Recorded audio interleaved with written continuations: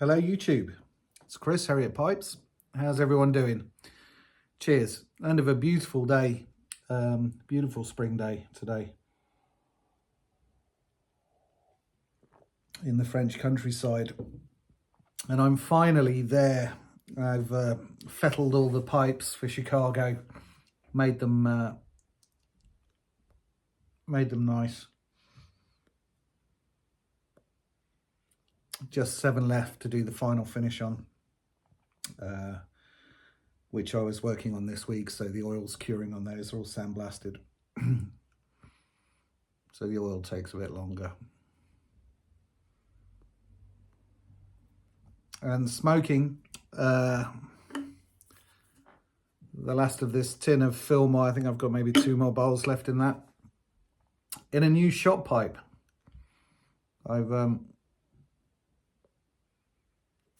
I was doing a rendition of the shop Rhodesian that I smoke quite a lot, and people like this pipe. You know, it's a Marmite pipe. I understand nose warmers, jazzy stems and stuff. You know, it's not for everyone. But I was making a bulldog. Well, things went wrong. So it started off as quite a wide shanked bulldog with a 4-dite accents, and I was going to be taking that to Chicago. The 4-dite failed on that and cracked when I put the stem in. I've a new way of orientating.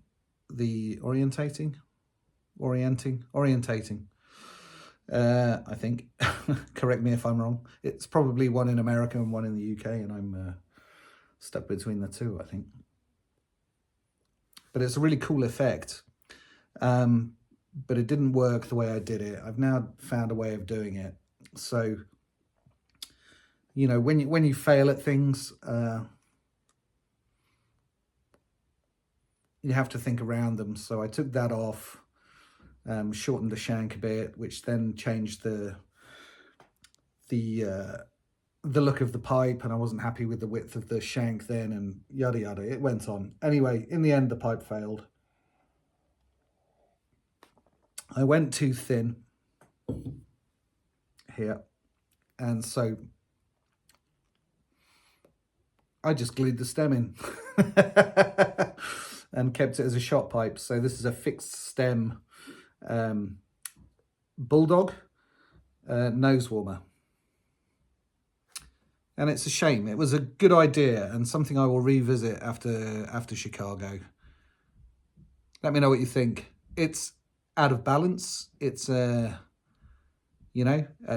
bowl is oversized for the look of the stem.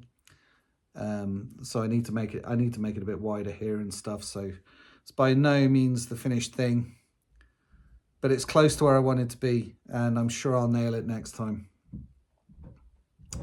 So, new gift for me. It's getting its first outing today.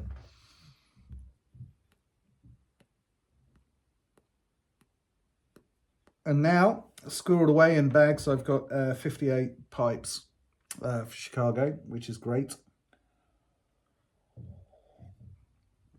All finished and ready for showing. I was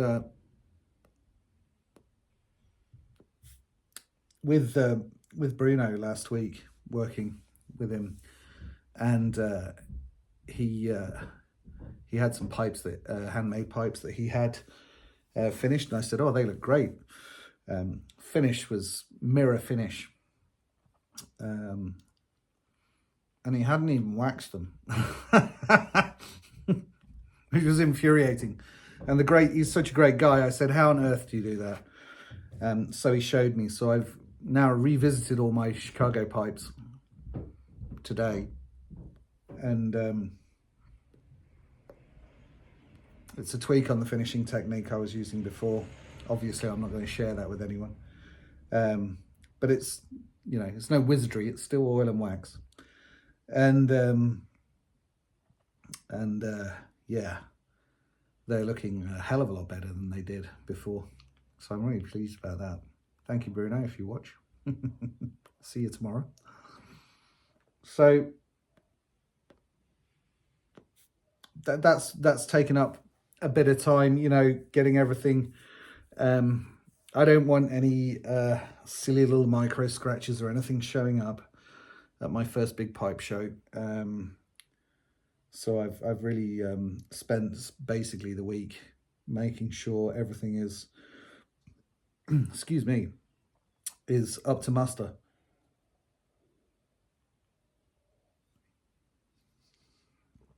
And you know, I always do that with my pipes, but when somebody orders a pipe, there aren't 60 of them, you know, so it's taken time. So, but yeah, in a great position for the commissions to start rolling out again now.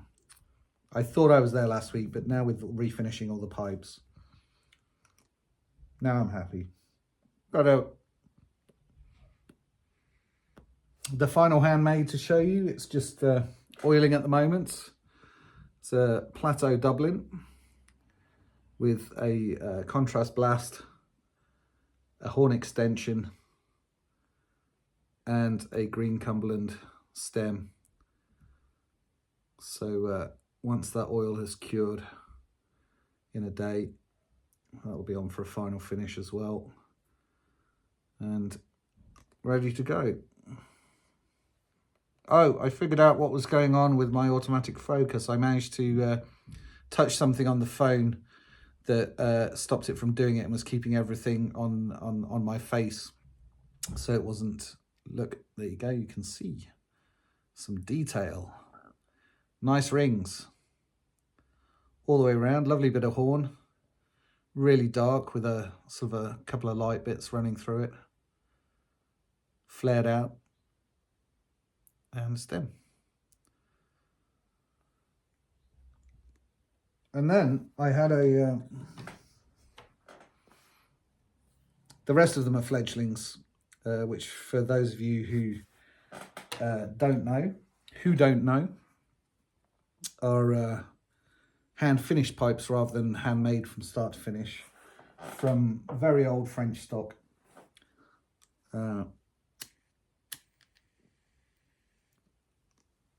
And I came across one which had some really cool grain. It was kind of like, if you've ever seen lacewood, lacewood is when you have almost two grains. So you have the straight grain on something, and then running across it are these ripples of like golden coloured lace. Just little flares of them, not a complete grain, just like flecks of maybe a couple of centimeters long to an inch long of like a contra grain going across, which is where that something to do with the end grain of the wood happening, curling over itself or something like that, I think. Anyway, that'd be some briar that was like that, which is really strange. It looked like tiger stripes going across the bowl.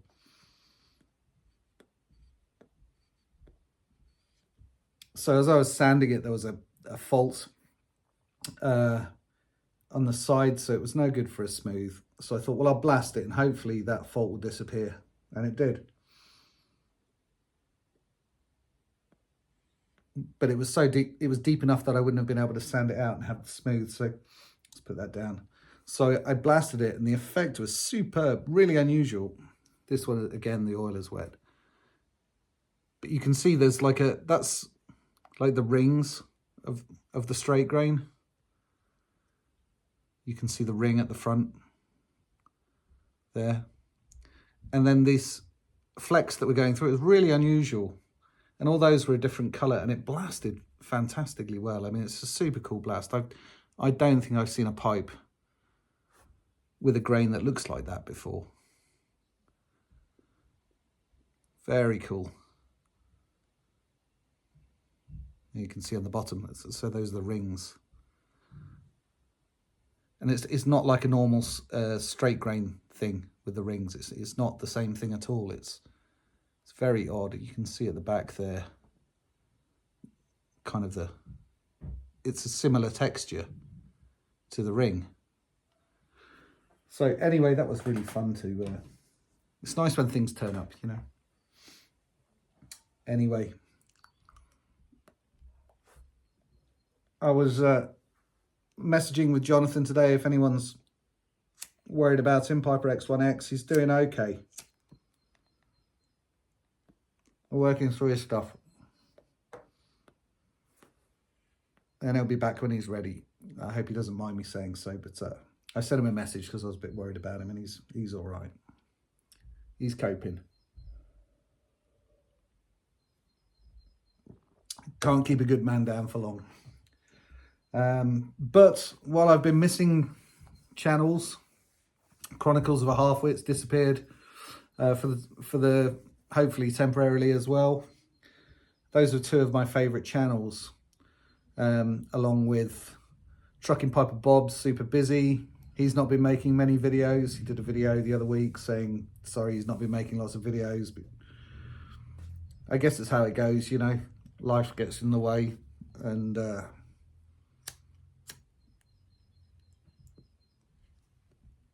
so I've been watching a bit of Carolina Rose, who does really nice videos. I'm not a massive cigar person, so I tend to watch her pipe videos. Watched a couple of the cigar ones. They're good if you like cigars. I recommend it. And she seems a nice lady.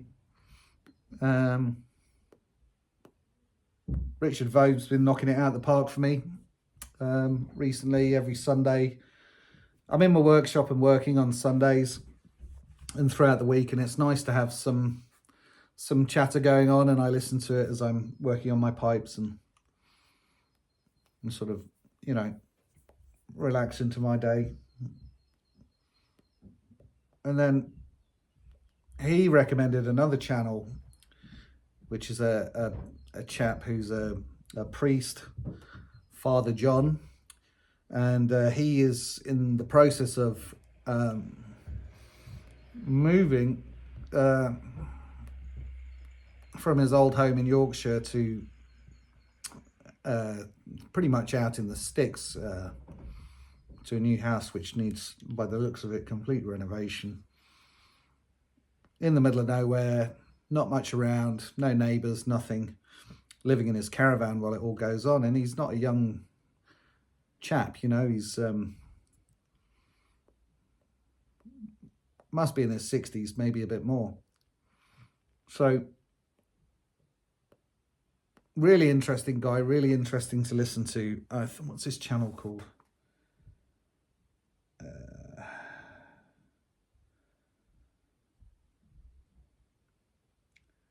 Damn. Something Project.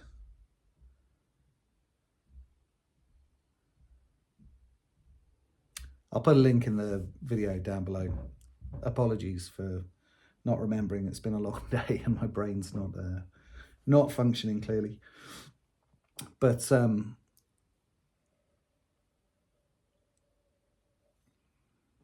talks about all sorts of stuff.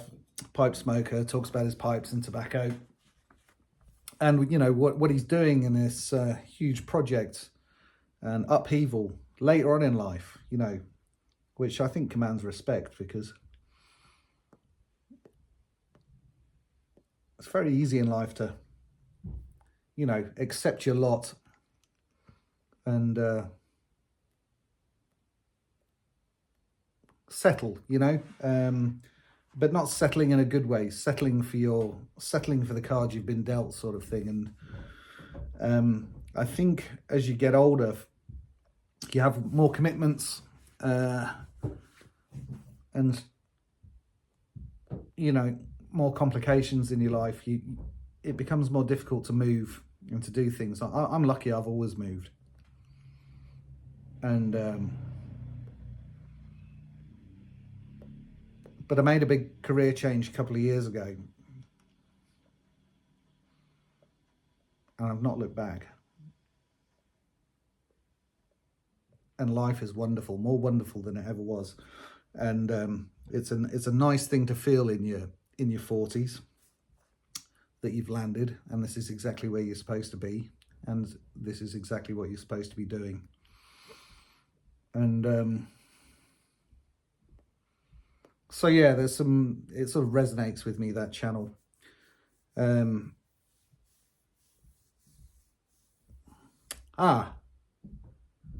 It's Parsons.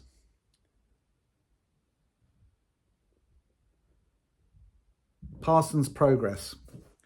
Because I thought of the Alan Parsons Project, and I thought he missed a trick with the name of the channel. Parsons Project, a Parsons Project.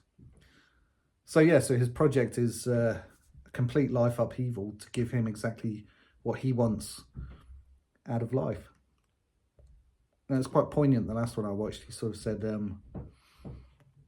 you know, I'll get all this done and I shall probably die. But why not? Why not do it anyway? It's never too late. Anyway, that went down a rabbit hole I wasn't expecting to. So yeah, so I'm enjoying some new channels. And next couple of days with Bruno. And then from Friday onwards, commissions.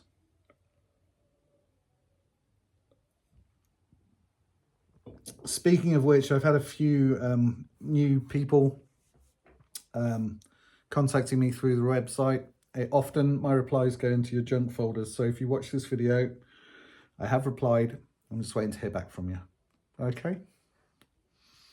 So I'm going to watch the sunset out the shop window and smoke this pipe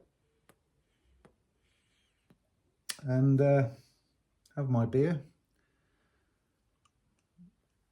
and see you all soon. All the best, everyone. Take care.